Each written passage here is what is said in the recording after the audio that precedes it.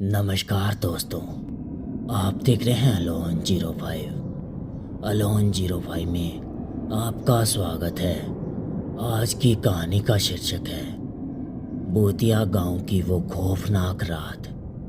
तो चलिए दोस्तों, बढ़ते हैं इस कहानी की ओर।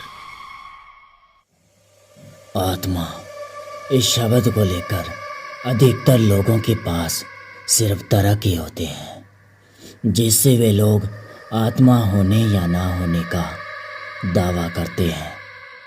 पर इस दुनिया में बहुत से लोग ऐसे भी हैं जो आत्मा से रूबरू हो चुके हैं, और यह कहानी एक ऐसी ही सच्ची घटना पर आधारित है जो हमें विवेक ने भेजी है।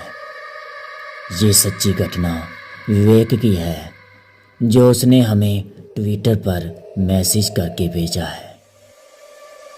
तो चलिए दोस्तों, बढ़ते हैं इस कहानी की ओर। विवेक थानों में रहता था और एक कॉल सेंटर में टीम के लीडर के तौर पर काम करता था।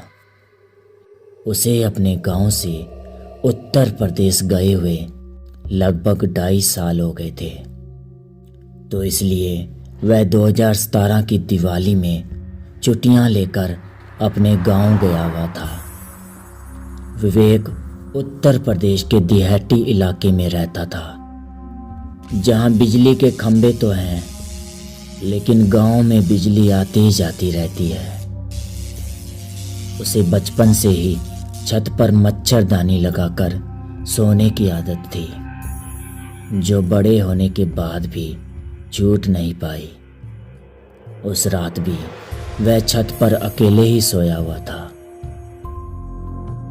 कि तभी रात को उसकी नींद एक अजीब सी आवाज से खुली, जो उसके घर से थोड़ी ही दूर घनी झाड़ियों वाली बस्ती से आती हुई महसूस हुई। विवेक मच्छरदानी खोलकर बाहर निकला और छत के रेलिंग के पास जाकर नजर घुमाई तो उसे पीपल के पेड़ के पास कोई गोल गोल चक्कर लगाता हुआ एक साया नजर आया। उसने सोचा कि कोई लाइट से परेशान होकर रात में घर से बाहर टहल रहा होगा, क्योंकि हमेशा की तरह लाइट भी नहीं थी। तो इसलिए चांद से आने वाली टिमटिमाती रोशनी में विवेक को दूर से कुछ दिख नहीं पा रहा था। उसने तो सिर्फ दिखने वाली आकृति के सहारे अंदाजा लगाया था और अपने मन के डर को खामोश करके विवेक अपनी मच्छरदानी में जाकर सो गया। पर कुछ ही मिनटों में उसकी नींद फिर से उसी आवाज़ों से खुली, पर इस बार वह आवाज़ दूर से नहीं बल्कि विवेक के नज़दीक से आ रही थी। विवेक फिर से उठा और छत की रेलिंग के पास गया और उसने घर के आंगन में जो नज़ारा देखा, तो उसके देखने के बाद विवेक के बदन में दौड़ रहा खून मानो बर्फ बन गया हो। उसके कान ठंडे होकर सुन्न हो गए थे, क्योंकि वहाँ एक 6 फीट का लंबा डरावना साया खड़ा था, जो छत पर आने वाली सीढ़ियों की तरफ देख रहा था। उसे देखकर विवेक नीचे बैठ गया, पर कुछ ही पलों में वह साया बाहर से ऊपर आने वाले छत के दरवाजे में खड़ा था। विवेक उसके आर पार देख सकता था। वह साया धीरे धीरे विवेक की तरफ बढ़ रहा था, पर विवेक ने जरा सा भी समय ना गवाते हुए हनुमान चालीसा का जाप करना शुरू कर दिया।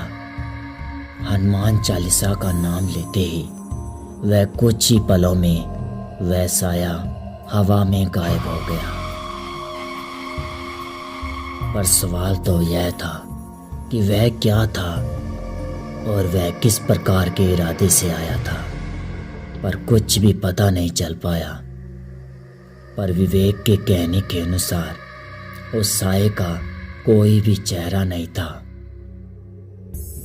बस अजीब से आकार का था जिसके आर पार देखा जा सके। तो दोस्तों, आत्मा भटकती क्यों है? वो इसलिए जब तक कोई भी इंसान शरीर के साथ जीवित रहता है तो उसकी कुछ इच्छाएं होती है और अपने जीते जी वह उन इच्छाओं को पूरा करना चाहता है। और जब कोई भी इंसान उन इच्छाओं को पूरा किए बिना मरता है तो उसे अकाल मृत्यु कहते हैं। मतलब समय से पहले मौत होना, और यह मौत बहुत ही दर्दनाक होती है। और कहते हैं कि जिसकी अकाल मृत्यु होती है उसकी आत्मा उसका पूरा समय होने तक इसी संसार में भटकती रहती है। और इस समय में वह आत्मा कभी भी अपनी इच्छा पूर्ति करने के लिए वह आत्मा किसी और शरीर का सहारा लेने का प्रयास कर सकती है। तो दोस्तों, आज की यह सच्ची घटना बस यहीं तक। अगर आपको यह कहानी पसंद आई तो हमारे चैनल को सब्सक्राइब कर दें और बेल आइकन को भी दबा दें, जिससे कि हमारी नई वीडियो की नोटिफिकेशन आप तक पहुंचते रहें। तब तक के लिए goodbye and take care. तब तक के लिए